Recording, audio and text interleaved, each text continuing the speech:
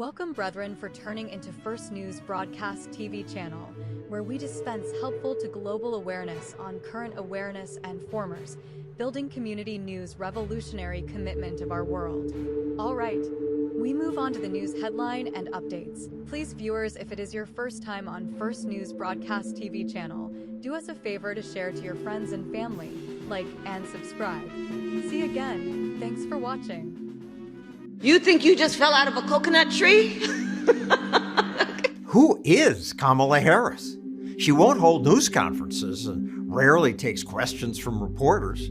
Instead, she reads the same speech off teleprompter again and again.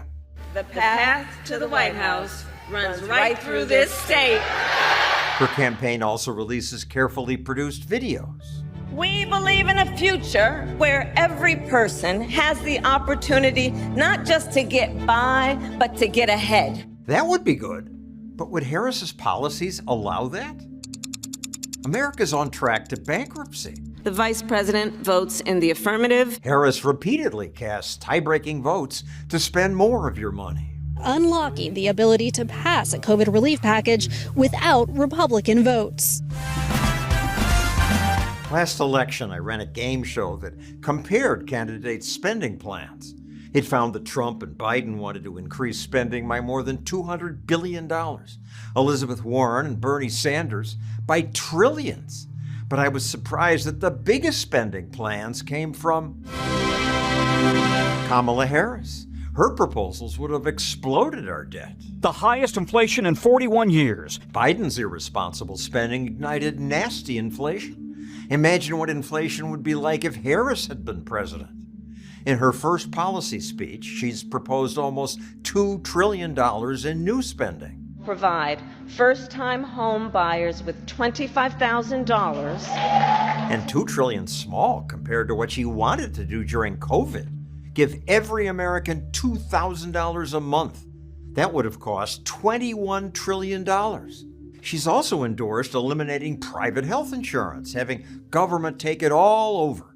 Even CNN anchors seemed puzzled. So for people out there who like their insurance, they don't get to keep it? Well, listen, the idea is that everyone gets access to medical care. Now her campaign says she no longer supports entirely government-run health care. She's flip-flopped on other issues. There's no question I'm in favor of banning fracking. No question, she told CNN. But now Harris wants votes in Pennsylvania, where fracking provides jobs. Her campaign now says she won't ban fracking.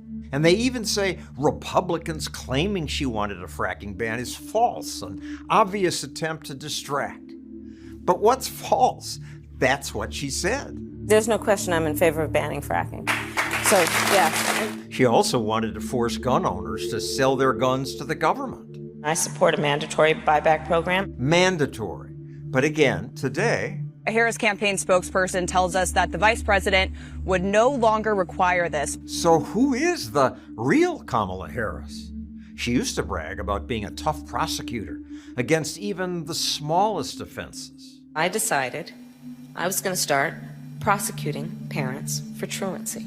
But then when progressives said abolish the police, she flip-flopped. And during the George Floyd riots, when people were looting and setting fires, Harris tweeted, "Help post bail for those protesting."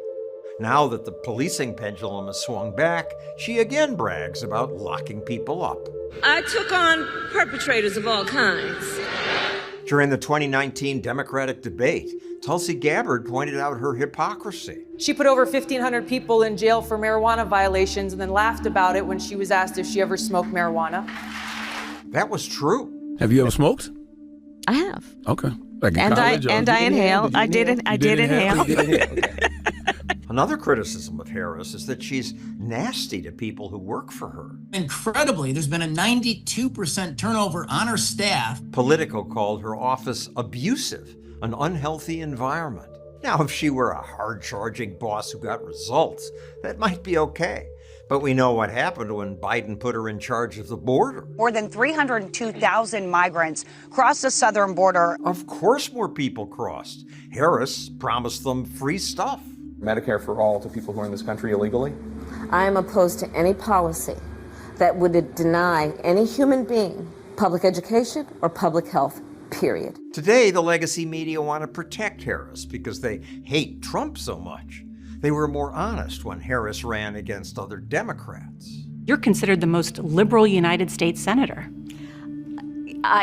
Somebody said that, and it actually was Mike Pence on the debate stage, but... Yeah. Well, actually, the nonpartisan GovTrack has rated you as the most liberal senator. GovTrack's ranking of Harris was up on their site for 5 years. But once it looked like she would get the nomination, they deleted the page.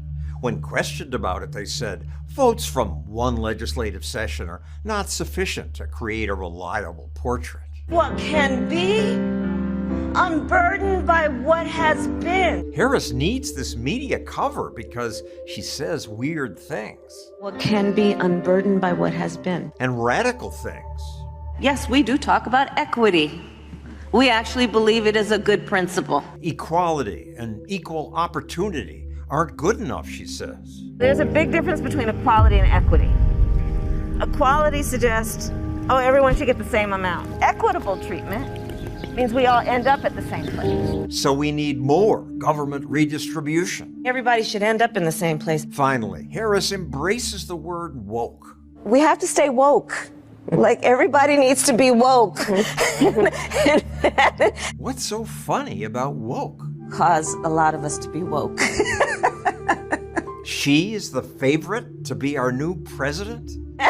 And you can talk about if you're the wokest or woker, but just stay more woke than less woke. Yeah. It's upsetting that this big government opportunist and this crass egomaniac are our choices. The good news is that America's founders wisely created checks on executive power.